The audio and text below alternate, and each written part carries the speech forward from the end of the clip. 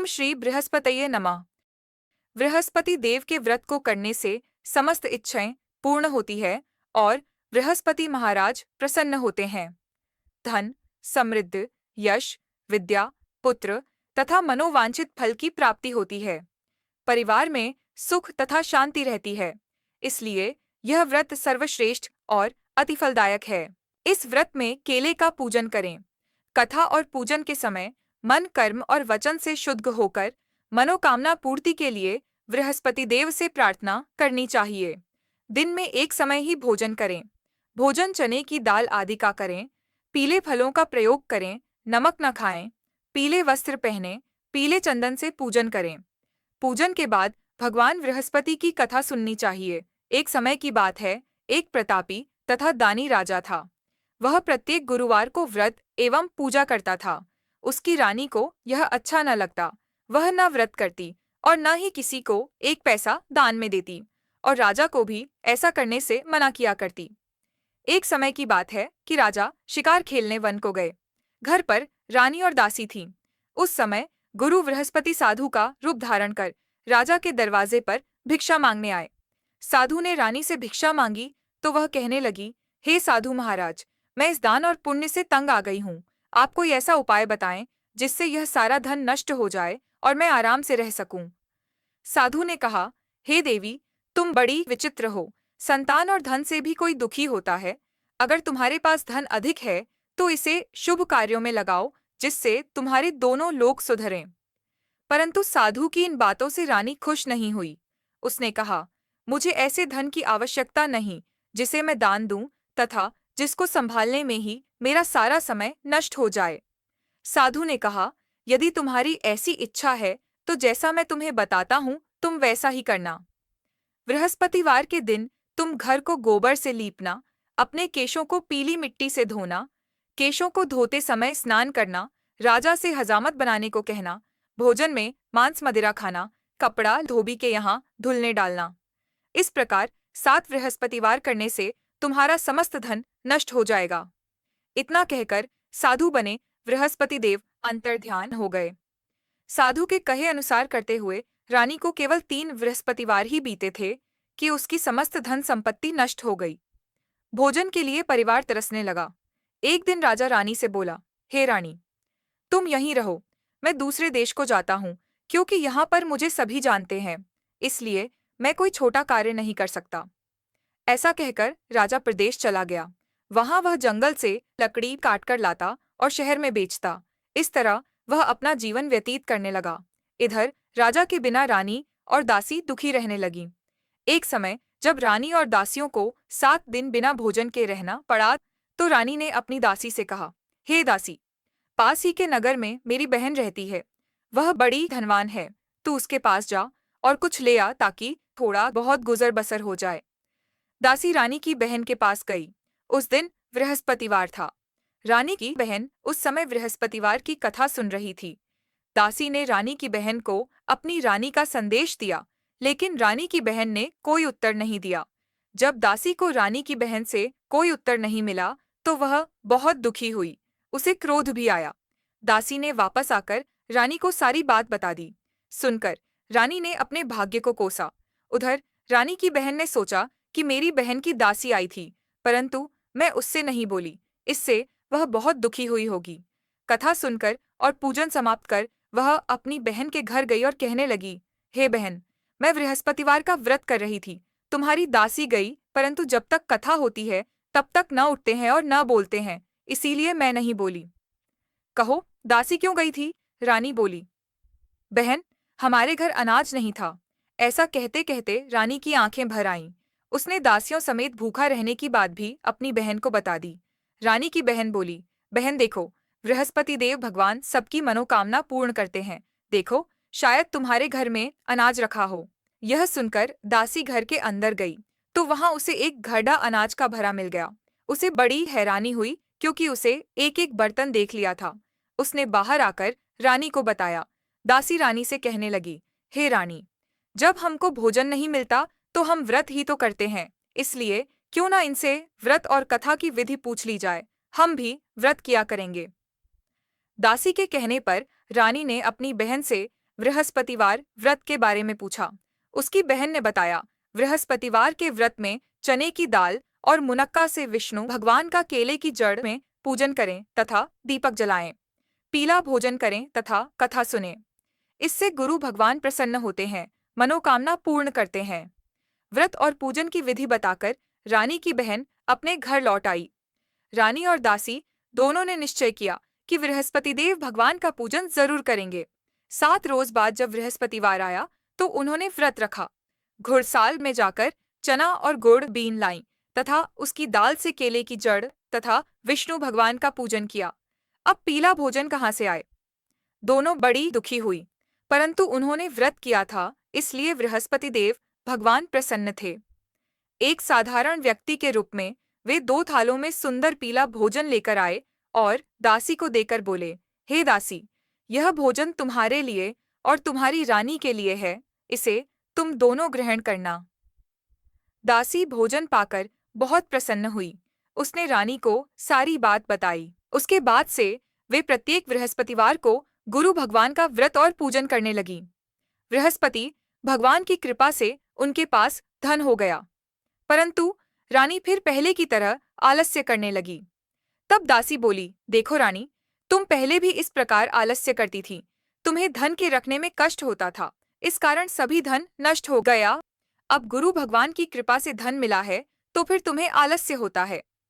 बड़ी मुसीबतों के बाद हमने यह धन पाया है, इसलिए हमें दान पुण्य करना चाहिए। अब तुम भूखे मनुष्यों को भोजन कराओ, प्याऊ लगवाओ, ब्राह्मणों को दान दो, कुआं तालाब बावड़ी आदि का निर्माण कराओ, मंदिर पाठशाला बनवाकर ज्ञान दान दो, कुंवारी कन्याओं का विवाह करवाओ, अर्थात धन को शुभ कार्यों में खर्च करो, जिससे तुम्हारे कुल का यश बढ़े तथा स्वर्ग प्राप्त हो और पितर प्रसन्न हो। दासी की बात मानकर रानी शुभ कर्म करने लगी। उसका यश फैलने लगा। एक दिन रानी और दासी आपस में विचार करने लगीं कि न जाने राजा किस दशा में होंगे, उनकी कोई खोज खबर भी नहीं है। उन्होंने श्रद्धापूर्वक गुरु बृहस्पति भगवान से प्रार्थना की कि राजा जहाँ कहीं भी हो शीघ्र वापस आ जाएं। उधर राजा परदेश में बहुत दुखी रहने लगा। वह प्रतिदिन जंगल से लकड़ी बीनकर लाता और उसे शहर में बेचकर अपने दुखी जीवन को बड़ी कठिनता से व्यतीत करता। एक दिन दुखी हो अपनी पुरानी बातों को याद करके वह रोने लगा और उदास हो गया। उसी समय राजा के पास बृहस्पति देव साधु के वेश में आकर बोले, हे लकड़हारे, तुम इस सुनसान जंगल में किस चिंता में बैठे हो, मुझे बतलाओ। यह सुन राजा के नेत्रों में जल भर आया। साधु की वंदना कर राजा ने अपनी संपूर्ण कहानी सुना दी। महात्मा दयालु होते हैं। वे राजा से बोले, हे राजा, तुम्हारी पत्नी ने बृहस्पति देव के प्रति अपराध किया था, जिसके कारण तुम्हारी यह दशा हुई। अब तुम चिंता मत करो, भगवान तुम्हें पहले से अधिक धन देंगे।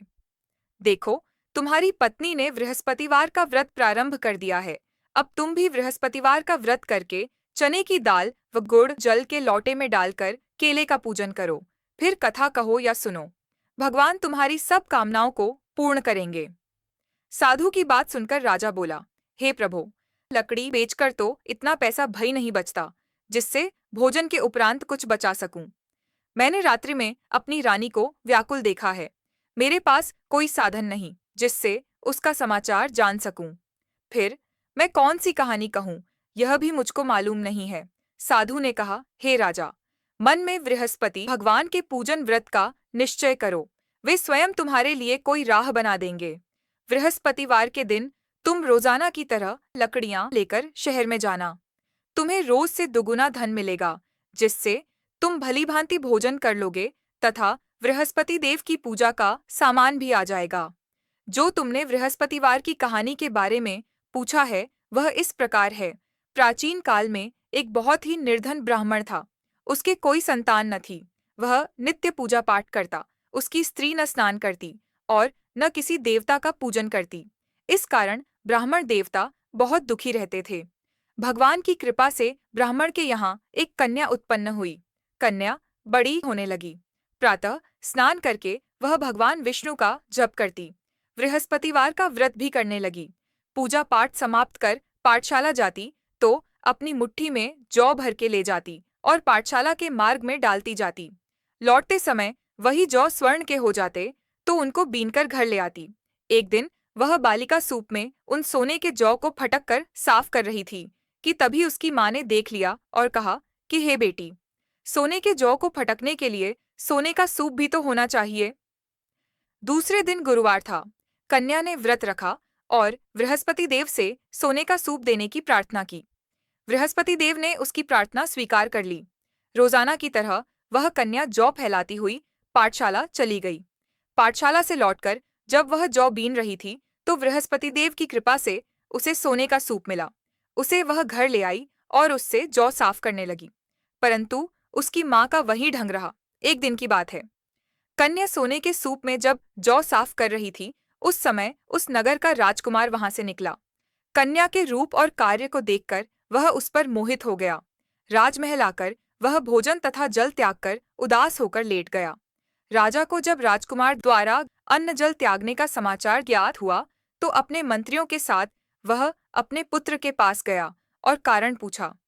राजकुमार ने राजा को उस लड़की के घर का पता भी बता दिया। मंत्री उस लड़की के घर गया। मंत्री ने ब्राह्मण के समक्ष राजा की ओर से निवेदन किया। कुछ ही दिन बाद ब्राह्मण की कन्या का विवाह राजकुमार के साथ संपन्न हो गया। कन्या के घर से जाते ही ब्राह्मण के घर में पहले की भांति गरीबी का निवास हो गया। एक दिन दुखी होकर ब्राह्मण अपनी पुत्री से मिलने गए। बेटी ने पिता की अवस्था को देखा और अपनी माँ का हाल पूछा। ब्राह्मण ने सभी हाल कह सुनाया। कन्या ने बहुत सा धन देकर अपने पिता को विदा कर दिया, लेकिन कुछ दिन बाद फिर वही हाल हो गया। ब्राह्मण फिर अपनी कन्या के यहाँ गया और सभी हाल कहा तो पुत्री बोली, हे पिताजी, आप माताजी को यहाँ लिवा लाओ, मैं उन्हें वह विधि बता दूंगी जिससे गरीबी दूर हो जाए। ब्राह्मण देवता अपनी स्त्री को साथ लेकर अपनी पुत्री के पास राजमहल पहुंचे तो पुत्री अपनी माँ को समझाने लगी, हे माँ, तुम प्रातःकाल स्नानादि करके विष्णु भगवान का पूजन करो तो सब दरिद्रता दूर हो जाएगी। परंतु उसकी माँ ने उसकी एक भी बात नहीं मानी। वह प्रातःकाल उठकर अपनी पुत्री की बची जूठन को खा लेती थी। एक दिन उसकी पुत्री को बहुत गुस्सा आया। उसने अपनी माँ को एक कोठरी में बंद कर दिया। प्रातः उसे स्नानादि करा के पूजा पाठ करवाया तो उसकी माँ की बुद्धि ठीक हो गई। इसके बाद वह नियम से पूजा पाठ करने लगी और प्रत्येक बृहस्पतिवार को व्रत करने लगी। इस व्रत के प्रभाव से मृत्यु के बाद वह स्वर्ग को गई। वह ब्राह्मण भी सुखपूर्वक इस लोक का सुख भोगकर स्वर्ग को प्राप्त हुआ। इस तरह कहानी कहकर साधु बने देवता वहां से लोप हो गए। धीरे धीरे समय व्यतीत होने पर फिर बृहस्पतिवार का दिन आया। राजा जंगल से लकड़ी काटकर शहर में बेचने गया। उसे उस दिन और दिनों से अधिक धन मिला। राजा ने चना, गुड़ आदि लाकर बृहस्पतिवार का व्रत किया। उस दिन से उसके सभी क्लेश दूर हुए। परंतु जब अगले गुरुवार का दिन आया तो वह बृहस्पतिवार का व्रत करना भूल गया। इस कारण बृहस्पति भगवान नाराज हो गए। उस दिन उस नगर के राजा ने विशाल यज्ञ का आयोजन किया था तथा अपने समस्त राज्य में घोषणा करवा दी कि सभी मेरे यहाँ भोजन करने आवें, किसी के घर चूल्हा न जले। इस आज्ञा को जो न मानेगा उसको फांसी दे दी जाएगी। राजा की आज्ञानुसार राज्य के सभी वासी राजा के भोज में सम्मिलित हुए, लेकिन लकड़हारा कुछ देर से पहुंचा, इसलिए राजा उसको अपने साथ महल में ले गए। जब राजा लकड़हारे को भोजन करा रहे थे तो रानी की दृष्टि उस खूंटी पर पड़ी जिस पर उसका हार लटका हुआ था। उसे हार खूंटी पर लटका दिखाई नहीं दिया। रानी को निश्चय हो गया कि मेरा हार इस लकड़हारे ने चुरा लिया है। उसी समय सैनिक बुलवाकर उसको जेल में डलवा दिया। लकड़हारा जेल में विचार करने लगा कि न जाने कौन से पूर्व जन्म के कर्म से मुझे यह दुख प्राप्त हुआ है, और जंगल में मिले साधु को याद करने लगा। तत्काल बृहस्पति देव साधु के रूप में प्रकट हो गए और कहने लगे, अरे मूर्ख, तूने बृहस्पति देवता की कथा नहीं की, उसी कारण तुझे यह दुख प्राप्त हुआ है। अब चिंता मत कर, बृहस्पतिवार के दिन जेल खाने के दरवाजे पर तुझे 4 पैसे पड़े मिलेंगे। उनसे तू बृहस्पतिवार की पूजा करना तो तेरे सभी कष्ट दूर हो जाएंगे। अगले बृहस्पतिवार उसे जेल के द्वार पर 4 पैसे मिले। राजा ने पूजा का सामान मंगवाकर कथा कही और प्रसाद बांटा। उसी रात्रि में बृहस्पति देव ने उस नगर के राजा को स्वप्न में कहा, हे राजा, तूने जिसे जेल में बंद किया है उसे कल छोड़ देना, वह निर्दोष है। राजा प्रातःकाल उठा और खूंटी पर हार टंगा देखकर लकड़हारे को बुलाकर क्षमा मांगी तथा राजा के योग्य सुंदर वस्त्र आभूषण भेंट कर उसे विदा किया। गुरुदेव की आज्ञानुसार राजा अपने नगर को चल दिया। राजा जब नगर के निकट पहुंचा तो उसे बड़ा ही आश्चर्य हुआ। नगर में पहले से अधिक बाग, तालाब और कुएं तथा बहुत सी धर्मशालाएं, मंदिर आदि बने हुए थे। राजा ने पूछा कि यह किसका बाग और धर्मशाला है। तब नगर के सब लोग कहने लगे कि यह सब रानी और दासी द्वारा बनवाए गए हैं। राजा को आश्चर्य हुआ और गुस्सा भी आया कि उसकी अनुपस्थिति में रानी के पास धन कहाँ से आया होगा। जब रानी ने यह खबर सुनी कि राजा आ रहे हैं तो उसने अपनी दासी से कहा, हे दासी, देख राजा हमको कितनी बुरी हालत में छोड़ गए थे। वह हमारी ऐसी हालत देखकर लौट न जाएं, इसलिए तू दरवाजे पर खड़ी हो जा। रानी की आज्ञानुसार दासी दरवाजे पर खड़ी हो गई और जब राजा आए तो उन्हें अपने साथ महल में लिवा लाई। तब राजा ने क्रोध करके अपनी तलवार निकाली और पूछने लगा, बताओ यह धन तुम्हें कैसे प्राप्त हुआ है। तब रानी ने सारी कथा कह सुनाई। राजा ने निश्चय किया कि मैं रोजाना दिन में 3 बार कहानी कहा करूंगा और रोज व्रत किया करूंगा। अब हर समय राजा के दुपट्टे में चने की दाल बंधी रहती तथा दिन में 3 बार कथा कहता। एक रोज राजा ने विचार किया कि चलो अपनी बहन के यहाँ हो आऊं। इस तरह का निश्चय कर राजा घोड़े पर सवार हो अपनी बहन के यहाँ चल दिया। मार्ग में उसने देखा कि कुछ आदमी एक मुर्दे को लिए जा रहे हैं। उन्हें रोककर राजा कहने लगा, अरे भाइयों, मेरी बृहस्पतिवार की कथा सुन लो। वे बोले, लो हमारा तो आदमी मर गया है, इसको अपनी कथा की पड़ी है। परंतु कुछ आदमी बोले, अच्छा कहो, हम तुम्हारी कथा भी सुनेंगे। राजा ने दाल निकाली और कथा कहनी शुरू कर दी। जब कथा आधी हुई तो मुर्दा हिलने लगा और जब कथा समाप्त हुई तो राम राम करके वह मुर्दा खड़ा हो गया। राजा आगे बढ़ा। उसे चलते चलते शाम हो गई। आगे मार्ग में उसे एक किसान खेत में हल चलाता मिला। राजा ने उससे कथा सुनने का आग्रह किया, लेकिन वह नहीं माना। राजा आगे चल पड़ा। राजा के हटते ही बैल पछाड़ खाकर गिर गए तथा किसान के पेट में बहुत जोर से दर्द होने लगा। उसी समय किसान की माँ रोटी लेकर आई। उसने जब देखा तो अपने पुत्र से सब हाल पूछा। बेटे ने सभी हाल बता दिया। बुढ़िया दौड़ी दौड़ी उस घुड़सवार के पास पहुंची और उससे बोली, मैं तेरी कथा सुनूंगी, तू अपनी कथा मेरे खेत पर ही चलकर कहना।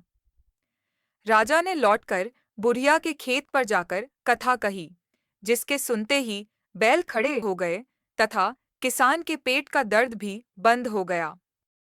राजा अपनी बहन के घर पहुंच गया। बहन ने भाई की खूब मेहमानी की। दूसरे रोज प्रातःकाल राजा जागा तो वह देखने लगा कि सब लोग भोजन कर रहे हैं। राजा ने अपनी बहन से जब पूछा, ऐसा कोई मनुष्य है जिसने भोजन नहीं किया हो, जो मेरी बृहस्पतिवार की कथा सुन ले। बहन बोली, हे भैया, यह देश ऐसा ही है। यहाँ लोग पहले भोजन करते हैं, बाद में कोई अन्य काम करते हैं। फिर वह एक कुम्हार के घर गई जिसका लड़का बीमार था। उसे मालूम हुआ कि उसके यहाँ 3 दिन से किसी ने भोजन नहीं किया है। रानी ने अपने भाई की कथा सुनने के लिए कुम्हार से कहा। वह तैयार हो गया। राजा ने जाकर बृहस्पतिवार की कथा कही, जिसको सुनकर उसका लड़का ठीक हो गया। अब तो राजा की प्रशंसा होने लगी।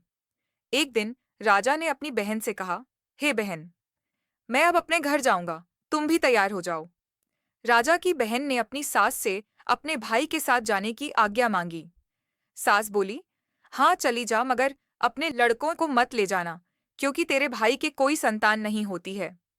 बहन ने अपने भाई से कहा, हे भैया, मैं तो चलूंगी मगर कोई बालक नहीं जाएगा। अपनी बहन को भी छोड़कर दुखी मन से राजा अपने नगर को लौट आया। राजा ने अपनी रानी से सारी कथा बताई और बिना भोजन किए वह शैया पर लेट गया। रानी बोली, हे प्रभु, बृहस्पति देव ने हमें सब कुछ दिया है, वे हमें संतान अवश्य देंगे। उसी रात बृहस्पति देव ने राजा को स्वप्न में कहा, हे राजा, उठ, सभी सोच त्याग दे, तेरी रानी गर्भवती है।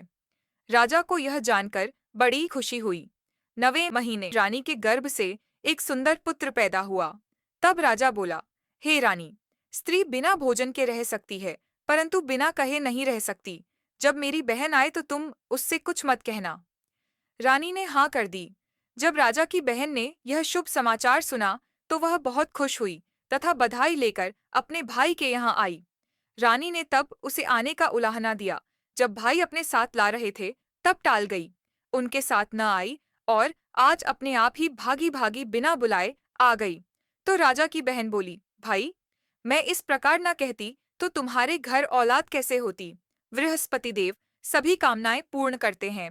जो सद्भावना पूर्वक बृहस्पतिवार का व्रत करता है एवं कथा पढ़ता है अथवा सुनता है और दूसरों को सुनाता है, बृहस्पति देव उसकी सभी मनोकामनाएं पूर्ण करते हैं, उनकी सदैव रक्षा करते हैं। जो संसार में सद्भावना से गुरुदेव का पूजन एवं व्रत सच्चे हृदय से करते हैं, उनकी सभी मनकामनाएं वैसे ही पूर्ण होती हैं। जैसी सच्ची भावना से रानी और राजा ने बृहस्पति देव की कथा का गुणगान किया तो उनकी सभी इच्छाएं बृहस्पति देव जी ने पूर्ण की। अनजाने में भी बृहस्पति देव की उपेक्षा न करें, ऐसा करने से सुख शांति नष्ट हो जाती है। इसलिए सबको कथा सुनने के बाद प्रसाद लेकर जाना चाहिए। हृदय से उनका मनन करते हुए जयकारा बोलना चाहिए। इति श्री बृहस्पतिवार व्रत कथा।